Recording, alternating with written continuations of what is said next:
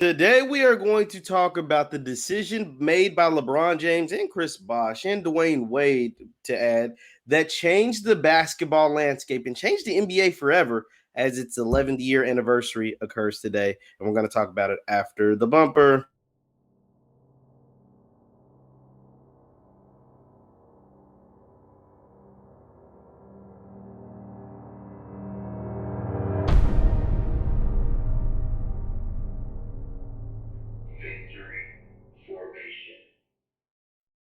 What's happening, everybody? It's Jeff Lightsy Jr. here with the Black Boss channel and Victory Formation. Be sure to hit the thumbs up button, like, share, subscribe, and the notification bell because we upload every single day. Now, today is the anniversary of the decision that changed NBA basketball forever. And that is when LeBron James and Chris Bosh, but particularly LeBron James, we're going to focus on LeBron James, chose to go to Miami and join Mr. Dwayne Wade with the Miami Heat that sent shockwaves through the NBA as they were the first player-built big three to ever come to the NBA. Now, there's been other big threes in the NBA, in the history of the NBA. Hell, there's been some big fours. The Celtics in the 80s had a big four with Bird, Kevin McHale, Parrish, DJ. Like, they had a bunch of guys.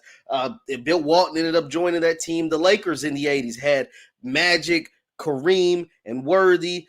The Bulls in the 90s had Jordan, Pippen, and Rodman. Hell, and even recently during this time, you had the Boston Celtics have Kevin Garnett, Paul Pierce, and Ray Allen, right? But the difference between those big threes and this big three that was created in Miami was the fact that the players made this happen. Right? Like the Lakers, they drafted all those guys. They got lucky. Well, Kareem Side is a free agent. They drafted Magic. And because the Cleveland Cavaliers are idiots, they traded away the number one pick, which ended up being the number one pick. And they gave them James Worthy after they had won the championship. Just crazy. I'll talk about that another time.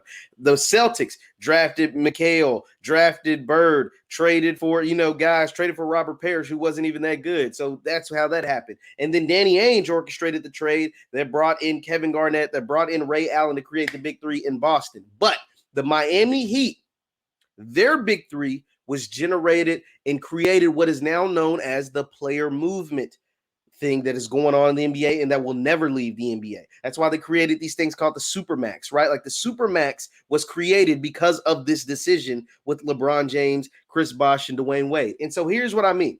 It was the first time ever that three guys in the prime of their career, you got to remember, these are the prime of these guys' career, right? Hall of Fame careers. Chris Bosh was elected this year. Dwayne Wade will be next. And then LeBron James is still active. And as soon as he's done, I'm talking about as soon as he hangs his jersey up, he's going to walk right into the Hall of Fame. So, but during the prime of their career, these three guys, LeBron James, all drafted in the same draft class. LeBron James, Chris Bosh, and Dwayne Wade all hit free agency at the same time.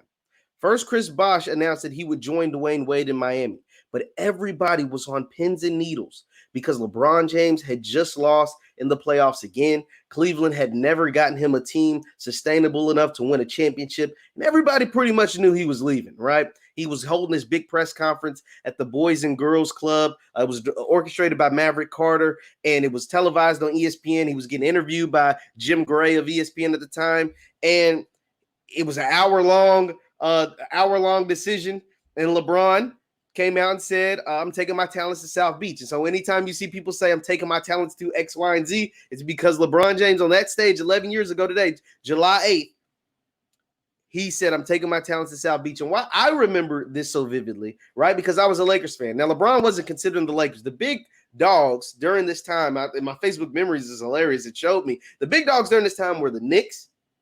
The Heat were there, but nobody really considered the Heat going back to Cleveland, potentially Chicago, but the Knicks were the number one team. People really thought LeBron was going to choose the Knicks. People really wanted to see LeBron in the Big Apple. People felt like LeBron didn't want to leave the Eastern Conference. So like the Knicks, the Bulls, and teams like that were really, highly considered, but they really thought he would go to the Knicks, team up with Carmelo Anthony and make it happen in New York and bring the Knicks back to a level of prominence.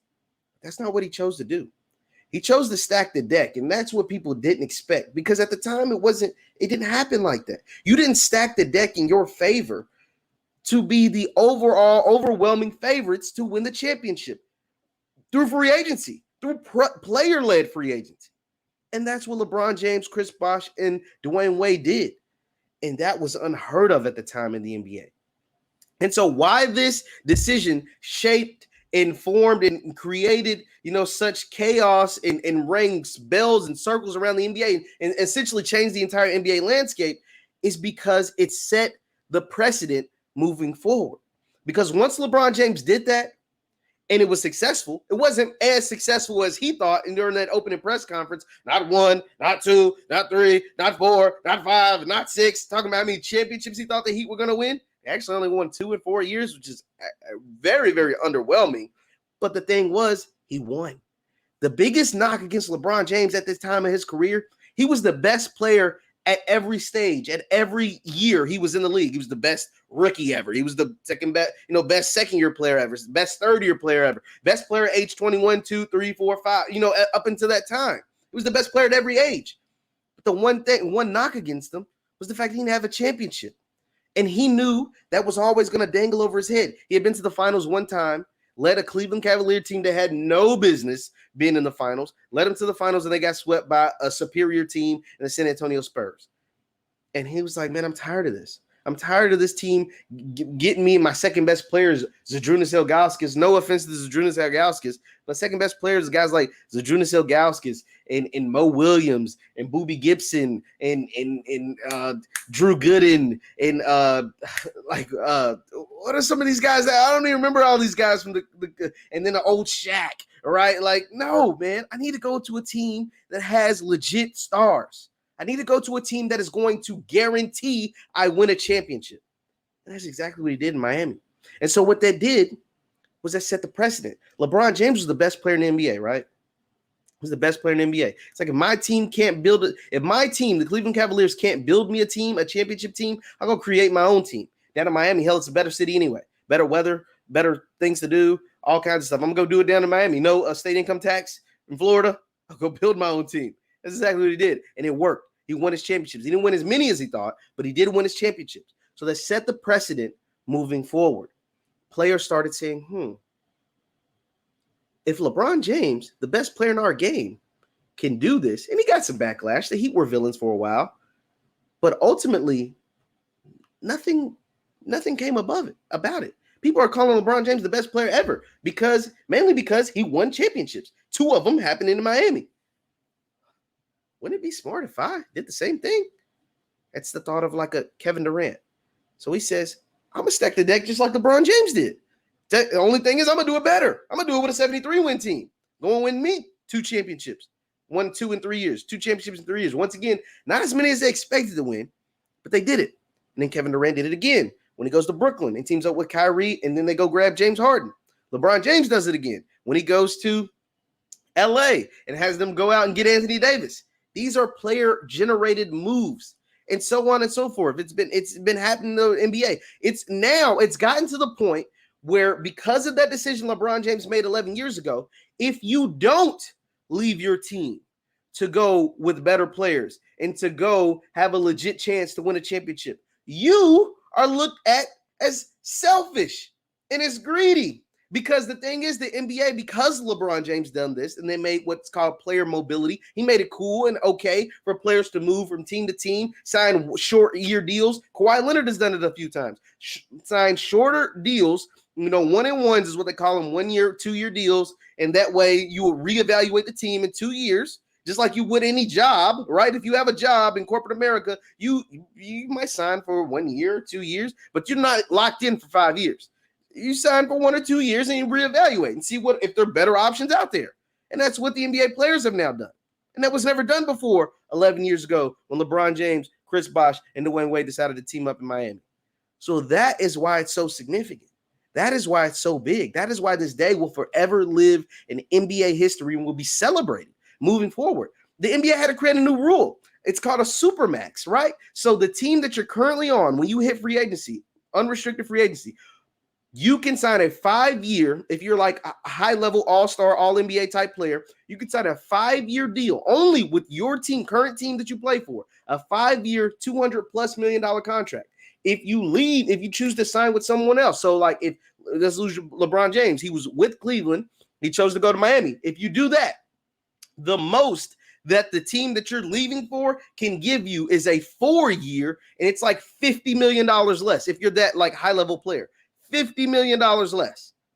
That's how big of a significance. That's how bad the NBA wanted some of these guys to stay with the teams. So guys like Giannis has signed Supermax deals. Guys like Bradley Beal, guys like Steph Curry signed a Supermax deal with the Warriors. Like they've got, so it's worked. Damian Lillard has stayed with the Portland Trail Blazers. So it's worked to a certain extent, but you still have your LeBrons and your Kevin Durant's and your Kawhi Leonard's and potentially Luka's and Zion's that have wandering eyes. It's like, okay, I put in, like normally the players will sign their rookie deal, right? Like they'll get that first extension. Like Luka's about to get his first extension. He'll sign that. Guys like Donovan Mitchell, Jason Tatum signed his. Like they'll get that first extension. So that extension is normally like 5 years. They get an extension after year 3 or year 4. So by year 7 or year 8, they'll be up for another extension or they'll be up for free agency. And for these guys, year 8, if you just do year 8 or year 9, they're coming out at 19. So you're talking about 27, 28 years old. You're the prime of your basketball career. You're at the prime of your career. Because according to most data, you hit your basketball peak or prime around age 27. Now, these guys are way ahead of their hitting primes in like 23 and lasting through like 33. So, yeah. They start to get the wandering eye. They start to talking to each other. They go play for Team USA and dominate teams and realize like, yo, we could do this in the league. If me and you play together for real, we could do this and terrorize the league and win championships. That's what ended up happening. But it all started this day, 11 years ago, when LeBron James decided he was heading out of Cleveland and headed to Miami. Leave your thoughts in the comments. Leave your thoughts in the chat. Once again, I'm Jeff Lightsy Jr. with the Black Boss Channel and Victory Formation. Follow me on Instagram at JLightsy7 or at VF Sports Show. I post content on there all the time. Thank you guys for tuning in, and I will see you next time. Peace.